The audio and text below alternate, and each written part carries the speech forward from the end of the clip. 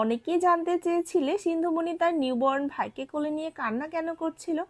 আসলে ওই সময়টায় কিন্তু সে কান্নাই করছিল।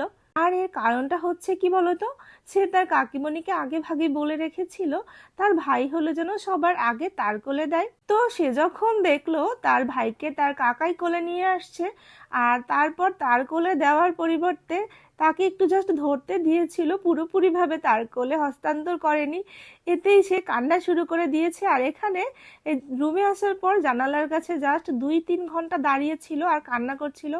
কেউই তাকে থামাতে পারছিল না। তাকে কে বোঝায় বলতো যে ছোট বাবু ওখানে বসে দাঁড়িয়ে দাঁড়িয়ে কোলে না নিয়ে রুমে এসে খাটের উপরে বসে কোলে নাও, কিন্তু না, সে তো নাছোড় বান্দা, ওখানে কোলে নিতে পারেনি, এজন্য এত এত কান্না করেছে যে আমাদের বাসার সবাই তাকে অনেক বুঝিয়েছে, তাও লাভ হয়নি। শেষমেশ তার শৈলীমণি তাকে চকলেটের লোভ দেখিয়ে চকলেট কিনে দিয়ে তারপর একটু ঠান্ডা করতে পেরেছিল, আর তারপর সে তার ভাইকে কোলে নিয়ে অনেকটা সময় বসেছিল এবং তারপর সে হ্যাপি ছিল। আসলে ও তো ছোট মানুষ, ওর মধ্যে এতটাও ম্যাচুরিটি আসেনি যে ওটির সামনে দাঁড়িয়ে ওভাবে কোলে না নিয়ে রুমে এসে বসে ভালোভাবে কোলে নিই।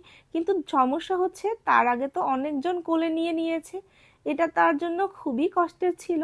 কেন সে আগে ভাইকে কোলে নিতে পারলো না, এই নিয়ে তার অনেক বেশি মন খারাপ ছিল।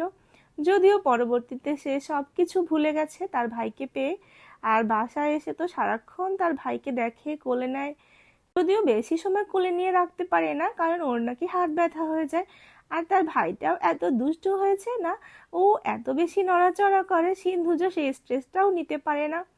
যখন সে ঘুমিয়ে থাকে তখন তো ঠিক আছে, কিন্তু যখন সে জেগে থাকে সে এত দুষ্টুমি করে না, মানে হাত দুটো সারাক্ষণ নড়াচড়া করতে থাকে যে বড়রাও ওকে কোলে নিতে ভয় পায়।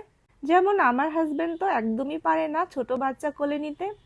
তবে তার দিদি ভাইরা কিন্তু অনেক বেশি ভাই পাগল। এই যে সিন্ধুজা তার ভাইকে নিয়ে কত খুনসুটি করে সারাদিন। আগে ছিল তার অদ্রিক ভাই, এখন হয়েছে তার ঋষভ ভাই। সে তার দুই ভাইকে খুব ভালোবাসে।